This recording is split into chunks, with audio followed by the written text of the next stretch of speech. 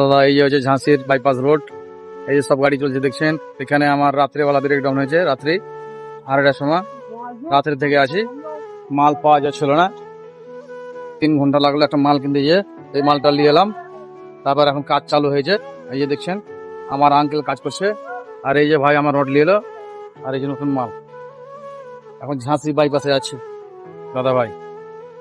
এই তো গাড়ির লাইন, বুঝতে তো পারছেন, গাড়ির লাইন মানে হয় ভালো নেই খারাপ, চললে ভালো না চললে খারাপ। এই যে ভাই, এই যে মালটা ভেঙে গেছে এক্সেল, এই যে দেখছেন এক্সেল ভাঙা। এই যে এটা হলো মিস্ত্রি আমার আঙ্কেল, এটা হলো নতুন মাল নিয়ে এলাম। এই যে এক্সেল দেখছেন, জাম লেগেছে ছিল, আর এই যে এক্সেল ঢুকছে এখন।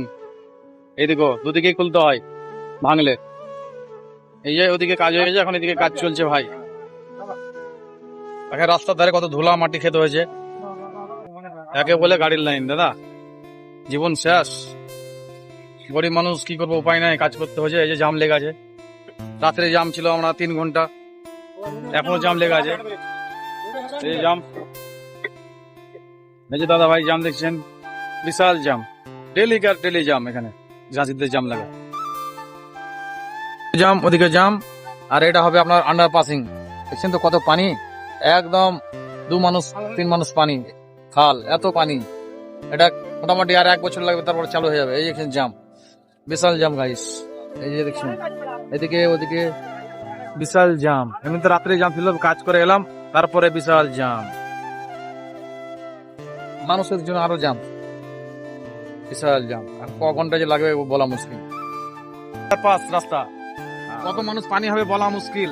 এই যে এখন ডুবে আছে, আর এই কতদিন 1 বছর লাগবে। क्या अंकल जी सही बोला ना? हाँ तो आप थोड़ा कुछ बोलिए। ये इंडिया का नंबर 1 जाम है। बोलिए बोलिए बोलिए। हाँ अंकल जी बोलता है कि ये दुनिया का बड़ा জাম है, বুঝলেন দাদা ভাই। তাহলে এখানে বিশাল ডেলি জাম, একদিনও বাদ নাই। কোনোদিন শান্তি পেলাম না, এখানে গাড়ি আছে ঝাঁসিতে, উত্তরপ্রদেশ কি জাম। এই যে ভাই ভাত রান্না হয়ে যায়, যে আমার খালাতে ভাত বেড়েছিল, গাড়ি বাঁচবে জামপে, কিছু করার নাই। এখন আমি ভাত খাই, এই যে ভাত বাড়া হয়ে গেছে, মাছ ভাত খাবো। হ্যাঁ আজকে এই যে মাছ